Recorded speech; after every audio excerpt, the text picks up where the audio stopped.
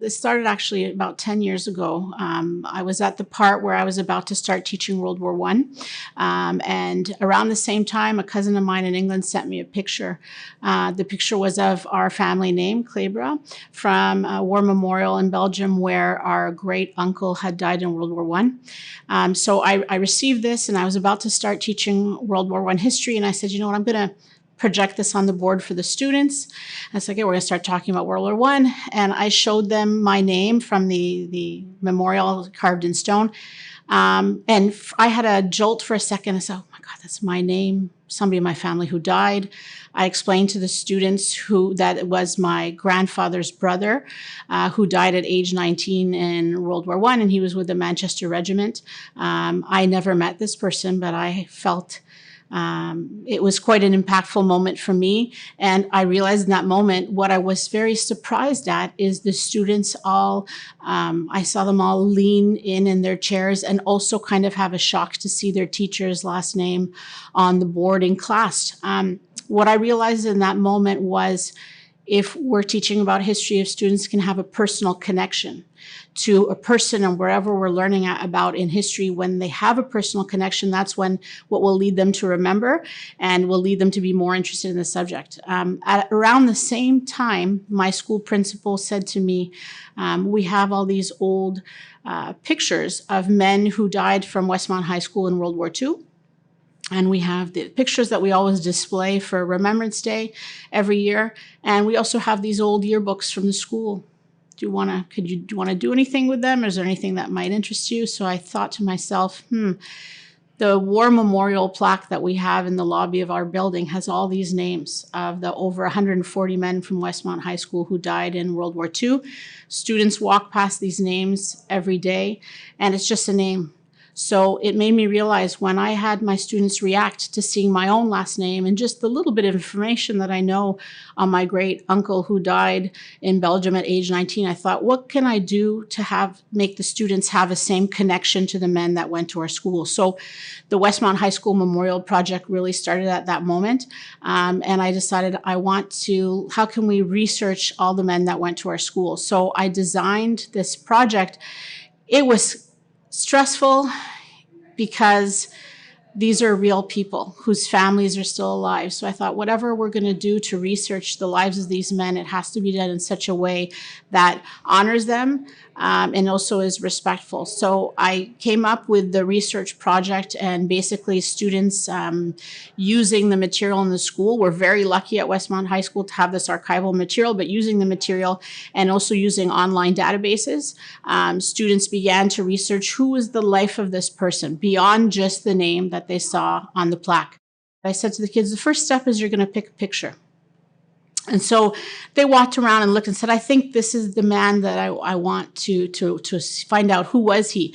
And so they had his face, and in some cases it was just the name. Sometimes it would say lost at sea, or maybe the date of death, but it was very brief, the information on the pictures. And then in the project package that students had, they had to research using Library and Archives Canada, the World War II service files. They used the Commonwealth War Graves Commission files. We were working with the city of Westmount, and I contacted the archival department. The city archives invited our students. They pulled out the archives from the city of Westmount so students could also see, once they had researched the beginning of the person's life and getting the online material, they also went back and looked at the yearbooks to try to find who was this person when they were a kid at our school. This was something emotional at times for the students, because they saw this was a young guy like me who, they saw pictures of him. In some cases, they found his picture when he was on the hockey team or swimming, or he was in the drama club. And they saw little pictures of them when they were 13, 14. And a lot of the students were able to find the blurb for their graduation where it would say, what their ambition was in life. And of course, nobody had as their ambition to go off to war and to die.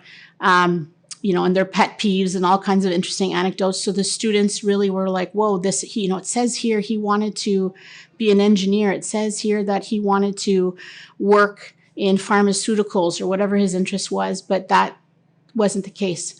So this was really a project that went over several weeks where the kids were doing research in class using the material from the school, visiting the archives, and then they had to piece together all of this information to really put together a digital profile of who was this man and what was his life before, during the war, and what happened at the end of his life. A lot of students were so inspired to go out and find, in a lot of the information online, they found out the address of where the person lives. So we had a lot of students who went and walked around Westmount and took pictures outside of a house, you know, where this person lived. And they said, you know, I was walking down the street and I couldn't help but think he was walking down the same street that I was walking down. You know, it says he died when he was 21. Some of the men were married. Some of the men, I'm assuming, you know, at one point maybe wanted to get married or have a family or have their career or travel, and all that. Those things were cut short. So what ended up happening was the students, in the beginning, we were using iPads, which, you know, when this project started was like the new technology, but we ended up doing all this on doing graphic design, but using Word templates. So that was also a creative part of the project, because every student designed what the profile would look like.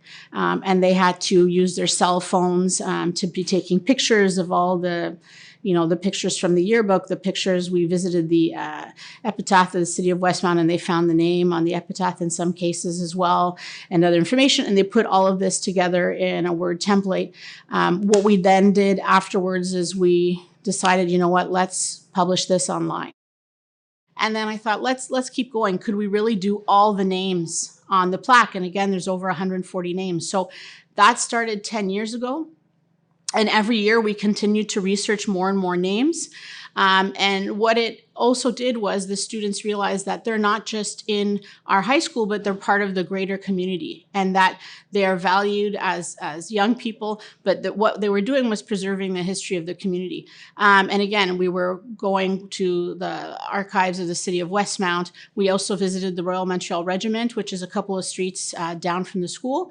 And a lot of our students actually enrolled in the war through the Royal Montreal Regiment. So the students had another connection of, this is not, you know, this building that I go to every day. The students here were really connected in the community. So what I realized over the years is that history is something that's not finished and done with. What we're always learning is that there's always new things to learn in history. Through this project, students really saw the individual stories of people. Sometimes in the textbooks, we only see a couple of the big players, but the regular people every day, we don't really hear from them. And certainly a lot of people are excluded from the textbooks, and the political reasons for the textbooks is another story. But through this project, students learned that individual stories can really influence how we interpret historical events.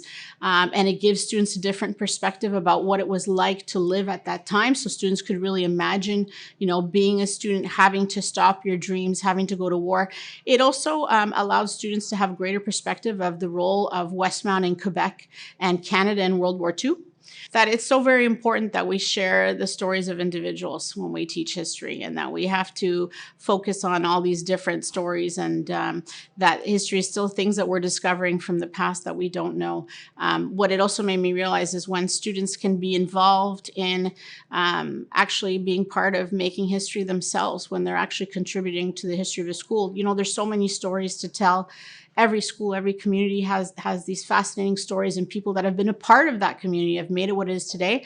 So I also feel like we all have this responsibility to include students, to be proud of the school where they go, to be proud of the community where they live, and to know the stories of all the people who have come before them, because they're going to be the next generation who are going to go out there and create their own stories. So certainly seeing in the project what the students realized were these were ordinary people who did really extraordinary things because they sacrificed themselves. The students saw, wow, it's not just a war that I'm studying in a book, but this person really believed in this, really believed that they had to go and fight in the war, and they were courageous to do this. And it's certainly, a lot of the kids said, you know what, it made me really proud to be from Montreal. It made me proud to be a Quebecer, and I'm really proud to be a Canadian, because I see all these things that we have today, the life that we're living today. And unfortunately, the state of the world today.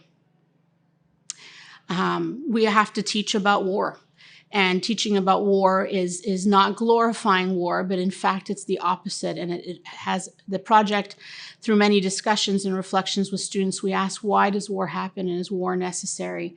And what could have been done in the past to not have reached all the deaths and destruction of people. So it really, teaching about war allows teachers and students to really think critically about what can we do to not make this happen again. And unfortunately today we really need to teach about this more and more than ever in the world that we're living.